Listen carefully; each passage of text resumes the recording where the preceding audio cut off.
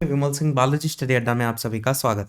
आज तारीख आपकी है 3 जनवरी 2025 की। बिहार शिक्षा विभाग की तरफ से नोटिफिकेशन एक निकल करके आया है और ये नोटिफिकेशन संबंधित है शिक्षकों के स्थानांतरण को लेकर के, जिसमें बताया गया है कि दिनांक 21/11/2024 और शुद्धि पत्र ज्ञापांक संख्या वगैरह को लेकर के बताया गया है, जिसमें किसी विशेष समस्या के कारण अपने स्थानांतरण हेतु इच्छुक जो भी यहाँ पर अब हैं उनको लेकर के 1/12/2024 से 15/12/2024 तक ऑनलाइन आवेदन मांगे गए थे।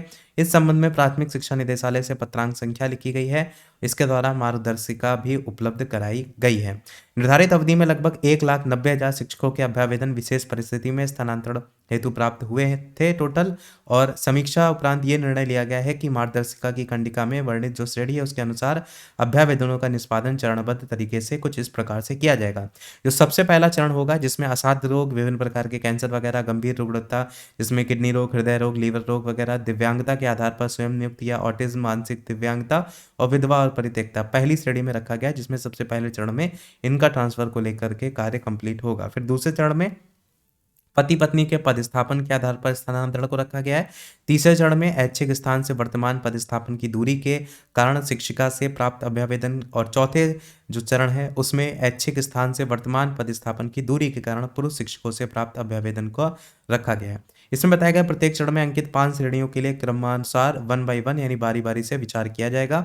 उदाहरण स्वरूप प्रथम श्रेणी असाध्य रोग, विभिन्न प्रकार के कैंसर के आधार पर स्थानांतरण हेतु अभ्यावेदनों पर विचार करने के उपरांत द्वितीय श्रेणी गंभीर रुग्णता, किडनी, हृदय रोग, मतलब इसके अंतर्गत भी कहने का मतलब है कि जो पहले चरण में 5 पॉइंट है ना, इसको भी इसी क्रम से ही यहाँ पर रखने को लेकर के कहा गया है।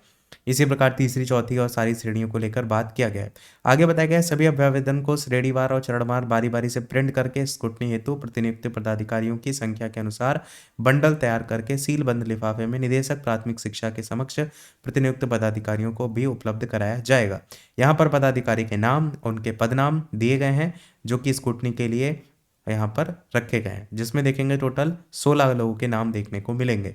साथ ही इसमें प्रतिनियुक्त जो पदाधिकारी हैं प्रत्येक अभ्यावेदन की स्वयं स्क्रूटनी करेंगे और संलग्न चेकलिस्ट भरकर हस्ताक्षरित कर उसे अभ्यावेदन के साथ टैग करेंगे।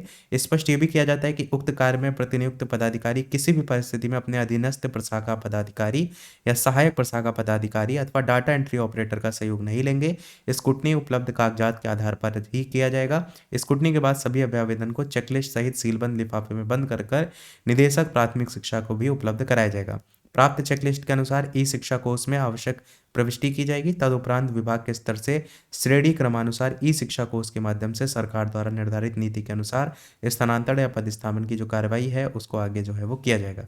साथ ही संबंधित शिक्षक अपना स्थानांतरण पदस्थापन आदेश ई शिक्षा कोर्स पोर्टल से अपने लॉगिन आईडी या पासवर्ड से भी डाउनलोड कर सकेंगे।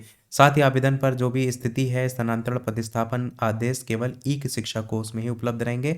अन्य माध्यम जैसे एसएमएस, टेलीफोन से अलग से कोई जानकारी नहीं भेजी जाएगी। जैसे कि आपने देखा था कि एक मैसेज वायरल भी काफ़ी हो रहा था, जिसको लेकर के बाद में क्लियर भी हुआ था कि वो फेक हुआ था।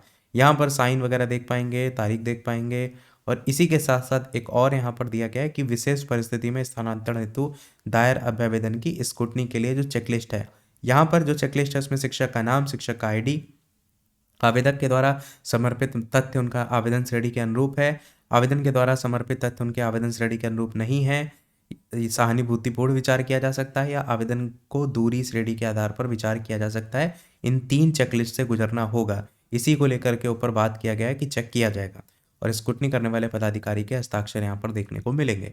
और सबसे लास्ट में इसमें ये भी देखने को मिलेगा कि न्यूज़ 18 की तरफ से जो खबर दी गई थी और इसमें अलग अलग फेज को लेकर के वही जानकारी दी गई है कि आपको देखने को आवेदन मिलेगा। ट्रांसफ़र की जानकारी ई शिक्षा कोर्स पर भी जो है वो होगी। एसएमएस और टेलीफोन से कोई जानकारी नहीं दी जाएगी। इसी महीने से शॉर्टलिस्ट शिक्षकों का ट्रांसफ़र संभव ई शिक्षा कोर्स पर भी आप देख सकेंगे अपना नाम। तो यही था हमारे ओवरऑल अपडेट में। तो प्रश्नों कमेंट में पूछ लीजिएगा, बट लाइक शेयर सब्सक्राइब कीजिएगा। मिलता है अगले अपडेट में, तब तक के लिए सभी को नमस्कार, जय हिंद।